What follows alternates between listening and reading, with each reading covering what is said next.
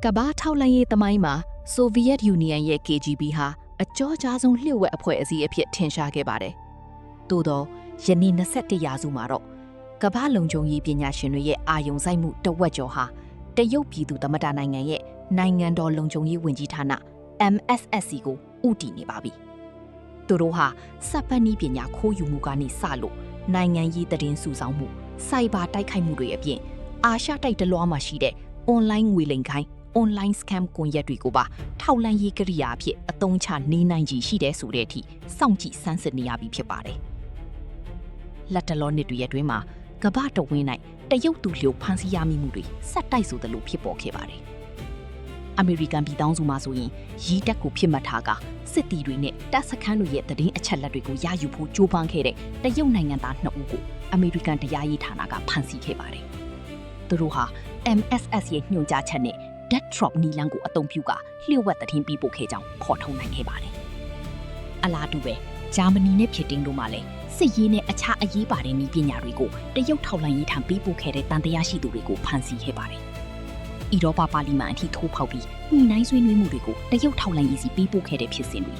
ဂရီနိုင်ငံကနေတဆင့်နီတိုမဟာမိတ်တွေရဲ့လျှို့ဝှက်စစ်ရေးဒေတာတွေပေါက်ကြားခဲ့တဲ့အမှုတွေဒါအပြင်ဖိလစ်ပိုင်နိုင်ငံမှာရှိတဲ့အမေရိကန်စစ်တပ်ဝင်ရောက်ခွင့်ရထားတဲ့စစ်အခြေစိုက်စခန်းတွေကိုမြီးပုံးဆွဲမပင်ပြုတ်လုပ်ဖို့ကြိုးပမ်းမှုတွေဟာကမ္ဘာတဝင်းမှာရှိတဲ့တရုတ်ထောက်လှမ်းရေးရဲ့ကြီးမားကျယ်ပြန့်လာတဲ့ကွန်ရက်ကိုမိမောင်းထိုးပြနေပါတယ်။ပိုပြီးဆိုရွာတာကတော့အမေရိကန်ဗဟိုဘဏ် Federal Reserve ရဲ့ကုန်သွယ်ရေးလျှို့ဝှက်ချက်တွေကိုပါတရုတ်နိုင်ငံအကျိုးအတွက်ခိုးယူဖို့ကြံစည်မှုတွေရှိလာတာပါပဲ။ဒီလိုနိုင်ငံတကာမှာထောက်လှမ်းရေးစစ်စင်ရေးတွေအရှိန်မြင့်လှုပ်ဆောင်နေခြင်းမှာပဲအာရှတိုက်အထူးသဖြင့်မြန်မာကမ်ဘောဒီးယားလာအိုနဲ့ထိုင်းနယ်စပ်တွေမှာငုတ်ကွေးနေတဲ့ online scam စက်မှုလုပ်ငန်းကြီးဟာလည်းတစ်နှစ်ကိုဒေါ်လာဘီလီယံ50ကနေ80ကျတန်ဖိုးရှိတဲ့အီယာမရာဇဝတ်မှုကိုရက်ကြီးအဖြစ်ကြီးထွားလာနေပါတယ်။ COVID-19 ကရောဂါမတိုင်မီကကာစီနိုနဲ့ဟိုတယ်တွေဖြစ်တရုတ်ရာဇဝတ်ကုန်းတွေကဘီလီယံကြီးရင်းနှီးမြှုပ်နှံခဲ့ရတာကနေကရောဂါကာလအတွင်းစိုက်ဘာငွေလင်းကိုင်း scam ကိုပေါင်းတွေဖြစ်ပြောင်းလဲသွားခဲ့တာဖြစ်ပါတယ်။ကုလသမဂ္ဂရဲ့ခန့်မှန်းချက်တွေအရကမ်ဘောဒီးယားနဲ့မြန်မာနှစ်နိုင်ငံနေတင်ပြီး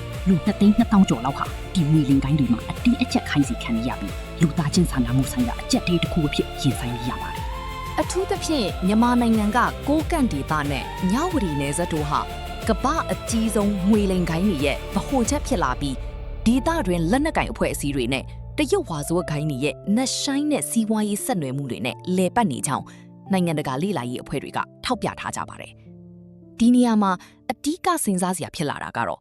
ဤမြကြီးမားတဲ့ scam ကိုင်းတွေနဲ့တရုတ်အစိုးရကြောင့်မိတို့တော်ပတ်သက်မှုများရှိနေသည်နည်းဆိုတဲ့အချက်ပါပဲ။ American အောက်လွှတ်တော်ကော်မတီရဲ့လေ့လာတွေ့ရှိချက်တွေအရတရုတ်အစိုးရဟာဒီ scam center တွေကိုတိုက်ရိုက်ဦးဆောင်လဲပတ်နေတာမဟုတ်ပေမဲ့၎င်းတို့ကိုပြက်ပြက်သားသားတိုက်ဖြတ်ဖို့ပြက်ကွက်မှုကပင်ဒီကိုင်းတွေကိုတကဘာလုံးကိုပြန့်နှံ့ကြီးထွားစေခဲ့တယ်လို့သုံးသပ်ထားပါတယ်။ထို့အပြင်တရုတ်နိုင်ငံပိုင်လုပ်ငန်း SOE အချို့ဟာ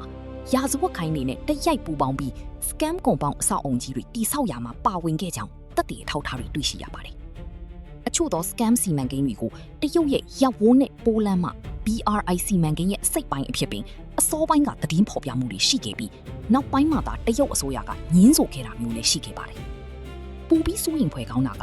ဒီငွေလင်ကိုင်းတွေနဲ့တရုတ်ထောက်လှမ်းရေးလှုပ်ရှားမှုတွေကြားထပ်တူကြနေတဲ့အချက်တွေပါပဲ။ဖိလစ်ပိုင်ရဲတပ်ဖွဲ့က American စစ်ခြေစိုက်စခန်းတွေအနီးက online လောင်းကစားပိုကူစခန်းတွေကိုဝင်ရောက်စီးနင်းရမှာခင်မီစောင့်ကြည့်ထောက်လှမ်းရေးကိရိယာတွေနဲ့နိုင်ငံတော်အဆင့်ကြောထောက်နောက်ခံပြုထားတဲ့ hacker များ state sponsored hackers အသုံးပြုတဲ့အထောက်အထားတွေကိုရှာဖွေတွေ့ရှိခဲ့ပါတယ်။ထို့အပြင်တရုတ်ထောက်လှမ်းရေး MSS နဲ့ပြည်သူ့လုံခြုံရေးဝန်ကြီးဌာန MPS တို့ဟာဒီငွေလင်ကိုင်းတွေဒါမှမဟုတ်ပြင်ပ hacker တွေ freelance hackers ရယူထားတဲ့နိုင်ငံတော်ကအရေးကြီး data များအထူးသဖြင့် American နိုင်ငံသားတွေနဲ့စစ်ပတ်ဆိုင်ရာဝန်ထမ်းတွေရဲ့ကိုရေးကိုတာနဲ့ငွေကြေးဆိုင်ရာအချက်လက်တွေကိုအခကြေးငွေပြီးဝေယူနေကြောင်း American ထောက်လှမ်းရေးအဖွဲ့အစည်းတွေကသတိပေးထားပါတယ်။တရုတ်အစိုးရက၎င်းတို့နိုင်ငံသားတွေကိုပြစ်မှတ်ထားတဲ့ scam တွေကိုပြင်းပြင်းထန်ထန်နှိမ်နှင်းလိရှိပေမဲ့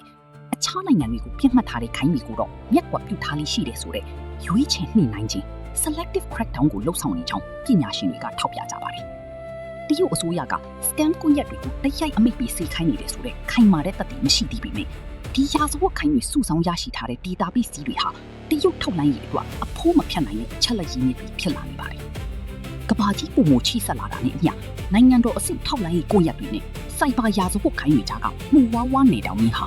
နိုင်ငံတကာလုံခြုံရေးအတွက်အများဆုံးထင်ရှားမှုတစ်ခုဖြစ်2026ခု